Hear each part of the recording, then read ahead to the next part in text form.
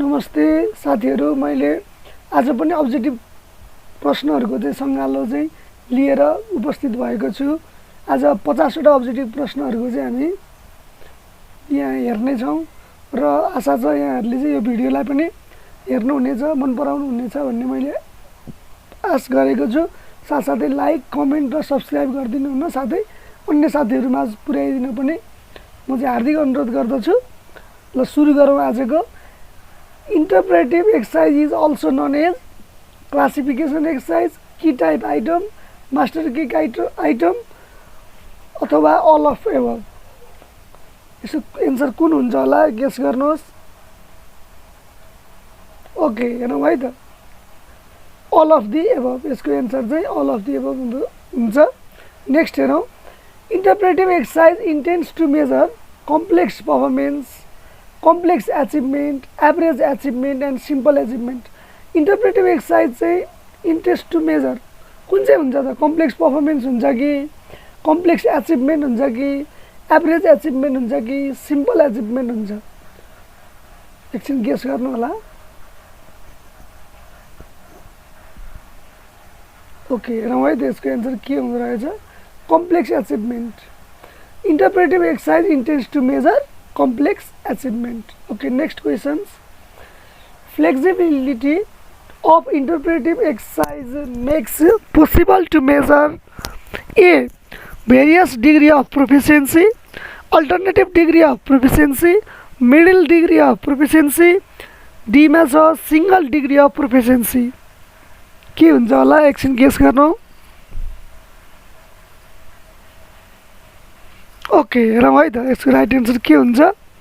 पक्कै पनि यहाँहरुले अनुमान लगाउनु भएको मिल्यो भन्ने मैले विश्वास लिएको छु। भेरियस डिग्री अफ प्रोफिसिएन्सी यसको राइट आन्सर हुन्छ। नेक्स्ट क्वेशनमा जाउँ। Ability to recognize assumption is a form of objective test, B essay type test, C interpretive exercise, D performance based assessment.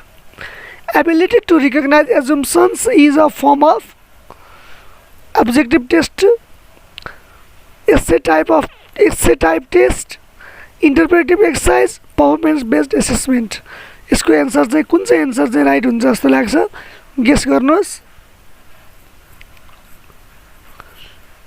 Okay हेरौँ है त्यसको राइट आन्सर कुन हुन्छ।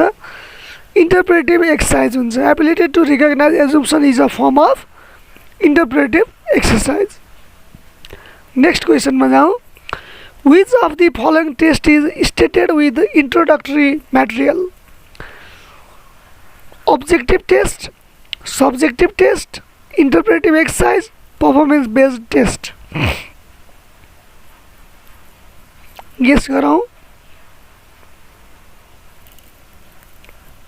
Okay हेरौँ है त्यसको राइट आन्सर के हुन्छ। C interpretive exercise। Next question में जाऊँ। Which of the following forms of interpretive exercise is useful to slow learner? Ability to recognize assumption, ability to use pictorial material, ability to recognize the relevancy of information, ability to apply principle। दिएको मध्ये कुन चाहिँ right answer हुन्छ guess गर्नु होला।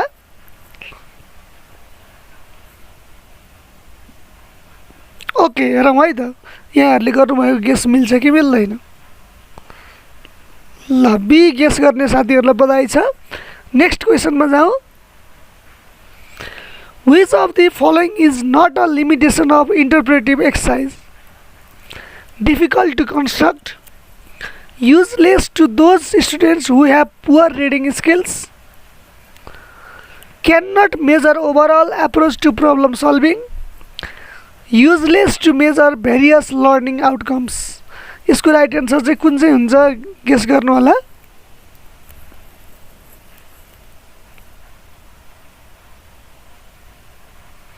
Okay हेरौँ है त यहाँहरुले गेस गर्नु भएको मिल्छ कि मिल्दैन। ल D useless to measure various learning outcomes यसको राइट आन्सर हो। डी गेस गर्नुहुने साथीहरुलाई बधाई छ। नेक्स्ट क्वेशनमा जाउँ।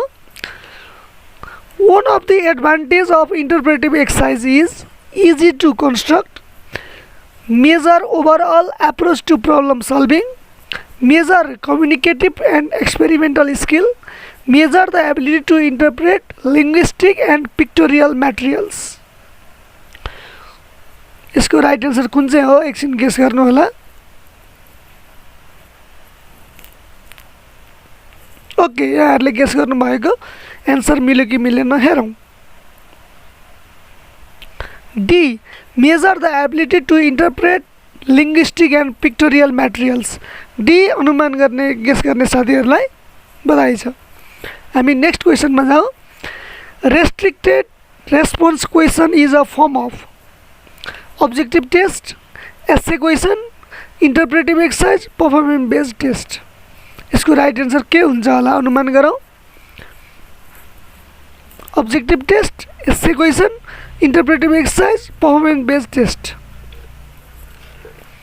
ओके यसको राइट आन्सर के हुन्छ हेरौँ है त. B essay question. Restricted response question is a form of essay question. Restricted response question is a form of essay question. यो अघिल्लो सालमा सोधेको क्वेसन जस्तो लाग्छ. नेक्स्ट क्वेसन हेरौँ. Which of the following questions does limit both content and response? Which of the following questions does limit both content and response? Objective question, restricted response question, extended response question, and interpretive exercise. यसको right answer कुन चाहिँ हुन्छ guess गर्नु होला. Okay हेरौँ है त यसको राइट आन्सर के हुन्छ भनेर. B restricted response question. हामी नेक्स्ट क्वेसनमा जाउँ. 11. Which of the following questions is more applicable to measure the comprehension of students? A मा छ मल्टिपल चोइस क्वेसन, बी मा छ रेस्ट्रिक्टेड रेस्पोन्स क्वेसन, सी मा छ कम्प्लिसन क्वेसन एन्ड डी मा छ म्याचिङ क्वेसन. यसको right answer option A B C D मध्ये कुन चाहिँ हुन्छ एकछिन गेस गर्नु होला.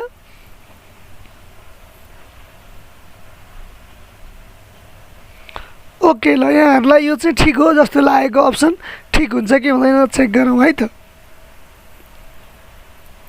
Be restricted response question is the right answer. ल यो गेस गर्ने अनुमान गर्ने यो हो जस्तो लाग्छ भन्ठान्ने साथीहरूलाई बधाई छ. हामी नेक्स्ट क्वेसनमा जाउँ. Which of the following question is more useful to measure higher order skills? तलका कुन प्रश्नहरू उच्च अर्डर सिप मापन गर्न अधिक उपयोगी छ. ए मा छ multiple choice question, B completion question, C extended response question, D restricted response question. उच्च अर्डर सिप मापन गर्नको लागि चाहिँ कुन चाहिँ बढी चाहिँ उपयोगी हुन्छ भन्ने कुरा यहाँ क्वेसनले सोधेको छ. यो दिएको अप्सन मध्ये कुन चाहिँ हो जस्तो लाग्छ यहाँहरूलाई एकछिन गेस गर्नु होला.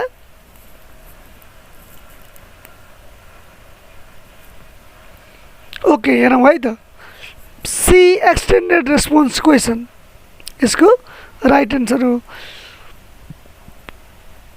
हायर अर्डर स्किल मेजर गर्नको लागि सबैभन्दा बढी युजफुल हुने चाहिँ एक्सटेन्डेड रेस्पोन्स क्वेसन रहेछ. नेक्स्ट हेरौँ. Essay questions are more useful to measure. Essay question चाहिँ हामीले के कुरा मेजर गर्नको लागि चाहिँ बढी उपयोगी हुन्छ. Factual knowledge of learner, procedural knowledge of learner, original ideas of knowledge, descriptive ideas of learner. यो चारवटा मध्ये कुन चाहिँ राइट आन्सर हो जस्तो लाग्छ गेस गर्नु होला. ओके हेरौँ है त. C originals ideas of knowledge चाहिँ यसको राइट आन्सर हो. Essay questions are more useful to measure original ideas of knowledge. हामी नेक्स्ट क्वेसनमा जाउँ. While scoring the essay type of answer copies, The examiner should try to avoid the halo effect, the point scoring method, the grouping method, the item wise scoring. यसको कुन चाहिँ right answer हुन्छ एकछिन अनुमान गर्नु होला ल the halo effect is the right answer next question हेरौँ what is the best definition of complex achievement complex achievement को चाहिँ बेस्ट डेफिनेसन कुन हो A any learning that is difficult to measure B learning objectives that do not fall within the 3 taxonomic objective C. Performance rather than paper and pencil assessment. D. Learning outcomes such as thinking skills and problem solving. Okay, दिएको मध्ये कुन चाहिँ right answer हो guess गर्नु होला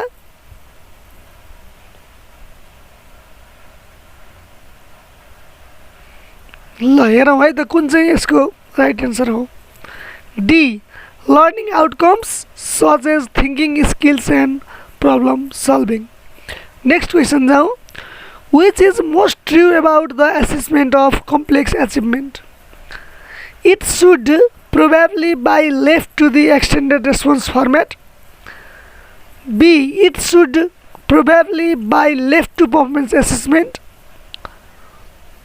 C. Some complex achievement can be measured objectively. D. Virtually all complex achievement can be measured objectively. इसको right answer कुन हो अनुमान लगाउनुहोस्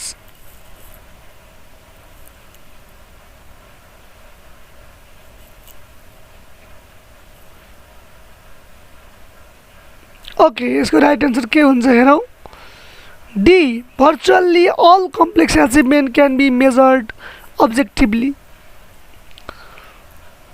17 मा जाउँ What is the best definition of the interpretive exercise?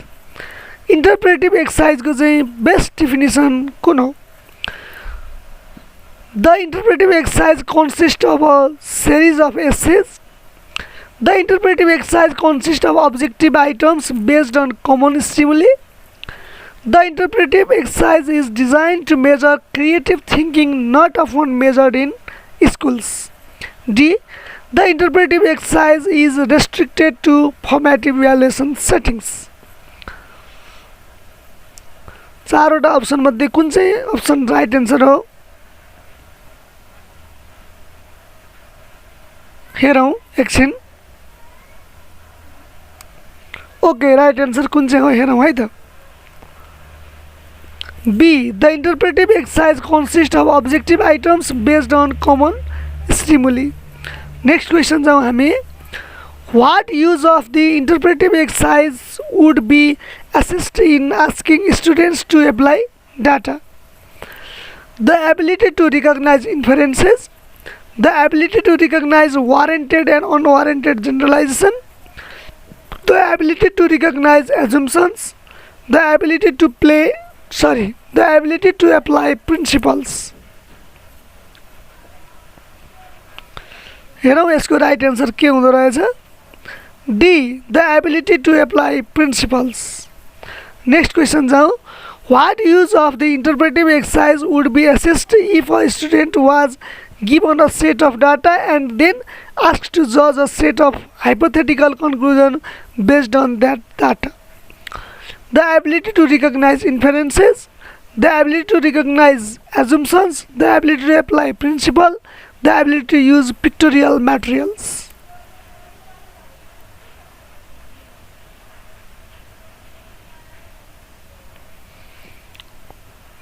हेरौँ यसको राइट आन्सर के हुँदो रहेछ the ability to recognise assumptions 20 What is a key advantage of interpretive exercises?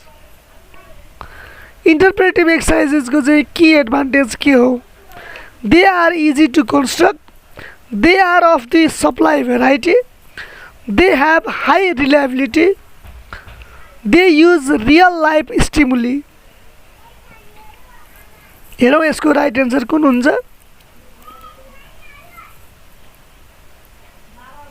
D they use real life stimuli. आजलाई यति यो भिडियोमा यति 20वटा क्वेसनहरू चाहिँ मात्रै गरौँ। यो भिडियो हेरिदिनु भएकोमा यहाँहरू सबैलाई धन्यवाद। पुनः लाइक कमेन्ट सेयर र सब्सक्राइब गरिदिनु होला भन्दै हस् गुड बाई।